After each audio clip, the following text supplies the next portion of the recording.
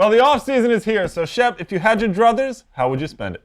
How about on a beach, drinking, fishing? Well, unfortunately, we can't do any of that, so instead, we're going to break down all the teams and what they need to do in the off-season.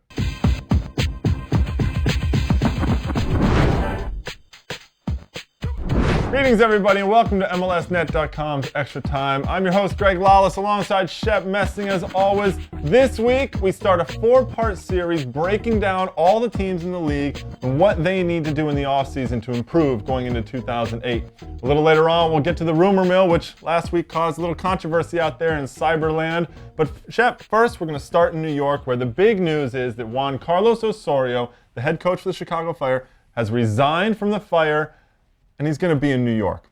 Greg, first of all, kudos to their managing director, Marc de Grand Prix.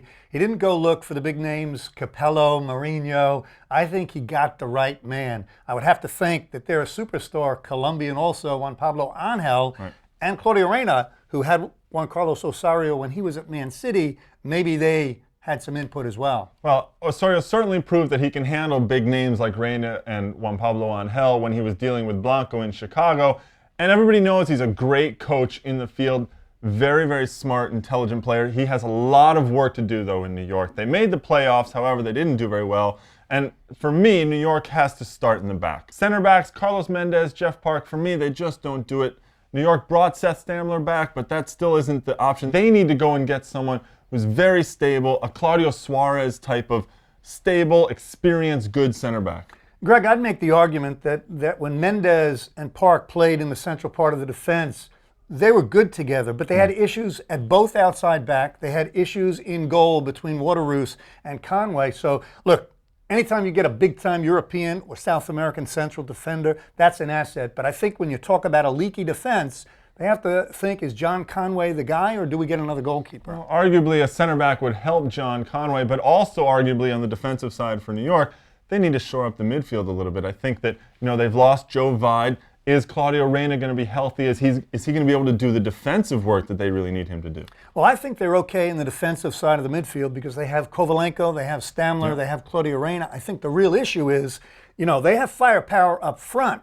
They have wide midfielders. They've lost Clint Mathis, so they don't have a central midfielder who can create. Right. They need that sort of swashbuckler, a creative guy who can maybe play a ball into the spaces for really, arguably, the two best strikers in the league in Juan Pablo Angel and Jozy Altidore. Certainly the best tandem in the league right now. But you're right, I agree. They need somebody who can create things for them. Well, this is a huge challenge because we've seen the coaches come and go in New York. This time, I think there's a lot of pressure for them to get it right. Well, Osorio had Blanco in Chicago. Now he's going to have to go and get somebody to fill that attacking midfield role. He doesn't have any more DP spots to work with, so he's got his work cut out for him this offseason. Toronto FC had the best fans in MLS, but the worst team. And unfortunately, from top to bottom, they really have a lot of work to do. Outside of Maurice Edu, Marvell Wynn, maybe Ron O'Brien, if he can get back into shape from his injury, they need a lot of help. Well, I also like Carl Robinson, but the rest of the roster, their star goal scorer up front, Jeff Cunningham, I still question his presence in the locker room, his mentality. I actually like Stamatopoulos. They had an array of goalkeepers. I thought he was the best, but that's a team really, you almost have to keep those four guys and start all over. Well, they brought in Danny Dichio. Now, if you were being the head coach in this situation, would you bring in a big-name foreign player, or would you try and build with more role players? My feeling is the big designated player should be the final piece to the puzzle. They're not that close. I still think, look, it was their first season. Honeymoon's over. They need better production next season. Yeah, definitely. I think you just build around Maurice Edu and Carl Robinson in the center of the midfield. The other team in the Eastern Conference that didn't make the playoffs was the Columbus Crew. And to help us analyze their prospects in the offseason, we got a hold of head coach Sigi Schmid. Welcome to the show, Ziggy. Hey, thanks a lot. Thanks for having me on. So we have to start right off with a big question on everybody's mind, I think. Is Guillermo Barros Schelotto coming back next year? I think he's coming back. I mean, that's our understanding. Everything was positive when he had left. When you read stories from South American papers, they can say all kinds of things. So I don't put too much stock into that. But we've had conversations with Guillermo, and I think everything's moving forward. And for him to be able to return to our club. Ziggy, your assessment of those young players, Eddie Gavin, Robbie Rogers, also Tim Ward, Hesmer was in goal. What's your view of them? Well, I'm really happy with our young group. I think we have a great young group of players. I think we have a bunch of players who are right on the verge of really breaking out. I think Robbie Rogers is on that verge. I think he's a future national team player, and he's somebody I think needs to have a good, consistent year for us. But he has the ability to show that. People forget still how young Eddie Gavin is. Everybody keeps viewing him as an old man. I mean, he just turned 21, so he's a player with still a lot of years ahead of him. And I thought at the end of the year for us in the last 7-8 games, Eddie Gavin was probably our best player. And he's a player that he's gone through a lot of growth. He's gone through a lot of adjustments, but I think he's going to have a great year for us. Goalkeeping-wise with Hesmer and Andy Greenbaum, we're pretty happy. With that in the middle of midfield, we had a kid who played at the end of last year, Adam Moffat, who I thought did very well for us, who's a name you're going to hear.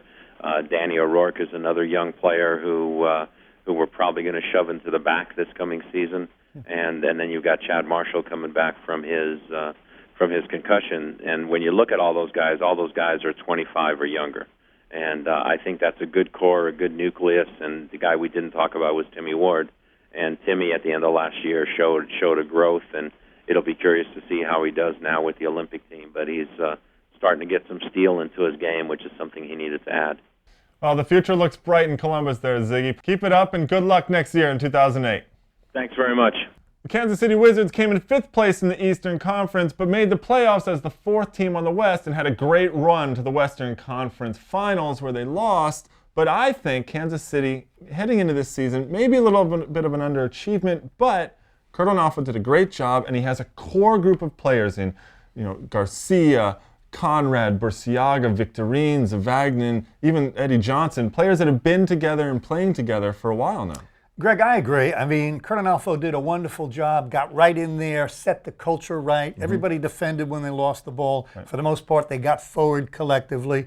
I think Jimmy Conrad, not his greatest year, injuries, but I think he is the best central defender in the league. So that's a great place to start. And I love their midfield players. Yeah, the midfield players are definitely good, especially on the defensive side. I think, though, they need to find an attacking midfielder. They brought in Carlos Marinelli this year. He was supposed to be that new Preki, but he's certainly no Preki. And they need to find somebody who can set Eddie Johnson up top. Unless they just keep it wide. Sasha Victorine, Davy Arnaud, they both run. They can get wide. My question mark is the big guy up top, Eddie Johnson.